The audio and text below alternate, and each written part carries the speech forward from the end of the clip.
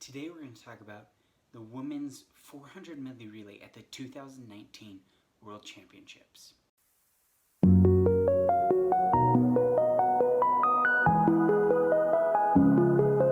And in that relay, they set the world record, beat the world record by a considerable margin. And it was a fantastic swim. Each swimmer put up a fantastic leg, and you had Lily King on the relay, who won the 100 breaststroke, gold medal in 100 breaststroke at the World Championships. Kelsey Dahlia, a world-class 100 flyer, she was sixth in those games in the 100 fly, and Simone Manuel obviously won gold in the 100 free at these World Championships. The controversy came when the American team chose to lead off with Regan Smith, who actually didn't qualify for the World Championships in the 100 backstroke. She qualified in the 200 backstroke, destroyed the world record there, and they decided to give her the nod over Olivia Somaliga, who had won the gold in the 50 backstroke earlier in the games, and Kathleen Baker, who was the world record holder in the 100 backstroke at the time. But they gave Regan Smith, she had the hot hand, she was swimming well, they gave her the nod, and obviously it paid off for them. And we can take a look at all of their tempos here.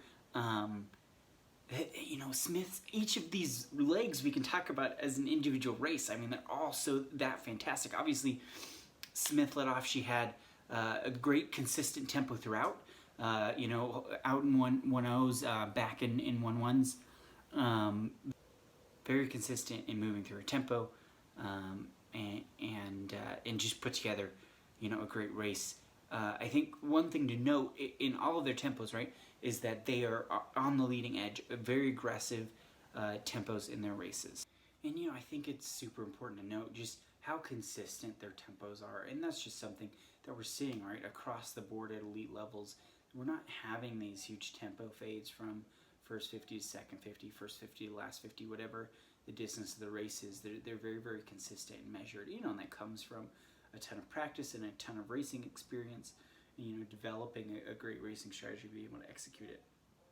And, that's really what's going to be the theme of what we talk about in this race, is just how well they put together each individual portion of it and how well they work together in the transition portions. And that was evident in the tempo as well. Each woman had a fantastic, right? King had a great tempo. Smith had a great tempo. Dahlia had a very great tempo, and Simone Manuel had a great tempo. Individually that was great, and then when you combine it all, it's even better.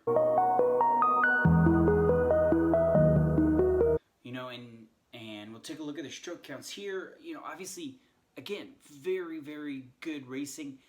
The one that stands out to me is Dahlia's 20 strokes down, 21 strokes back. I mean, that is incredible in a fly race. That takes a fantastic amount of strength. And she was considerably faster in her relay split than she was in the individual race. A huge swim, a huge part of that relay success.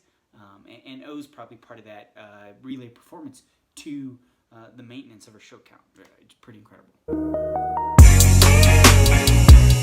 And in terms of racing strategy, right, we can take a look at Regan Smith's splits here.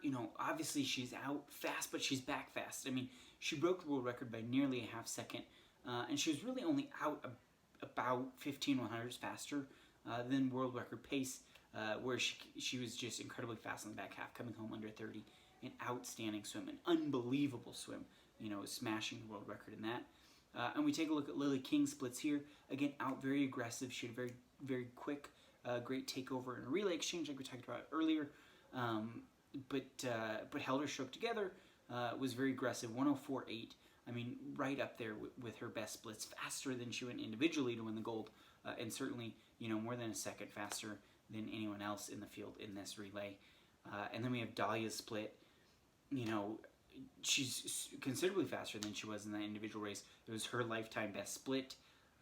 Just an overall outstanding swim. Out aggressive, didn't fade too hard in the back, did start to fade a little bit, but not too much again, because she maintained that stroke count so well. And then we look at Manuel's splits here. Just a phenomenal swim. I mean, 51.8. Like, it's her lifetime best split as well. Very, very aggressive, getting out on that front half. But again, not fading too hard. As we saw in her stroke count, she took a little bit more strokes in the back half of the race, but not a huge fade in that 100 free. Especially in a race where there's a lot on the line, right? There's a world championship gold medal on the line, a potential world record on the line, and that's why we tend to see these swimmers get out a little bit faster, just going with the adrenaline, going with the nerves a little bit, But none of them died super hard on the back half, and that's part of why they had such a successful relay overall. And I really think the biggest thing we can take back to practice with us is just getting really, really good at relay exchanges, really practicing it, hammering it, knowing your timing, right? Knowing exactly when you need to start making your step, taking your step, stepping over the wedge, whatever kind of relay exchange you're doing. Timing is a super important part of that to have a great reaction time. Trying to get under 0.3. Ideally, we'd like to be under 0.2 in that relay exchange, but that takes a lot of practice. It takes getting used to all kinds of swimmers swimming in, and so you know what those strokes look like, whether it's their second to last stroke or it's their last stroke, so you know when you need to make your move, how long does it take you to get off the block. So that takes a lot of practice. But the other thing we need to practice is getting power off the block, and there's a couple different ways we can do that, right? Obviously, practicing relay starts is a huge part of developing that power off the block. I think all three of the exchanges, the women demonstrated incredible power getting off the block, and that's part of what made their exchanges look so crisp, so fantastic.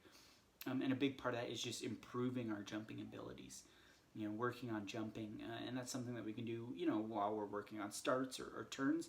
Those things involve jumping motions, but it's a skill that largely we need to get better at out of the water and translate that to our relay exchange ability.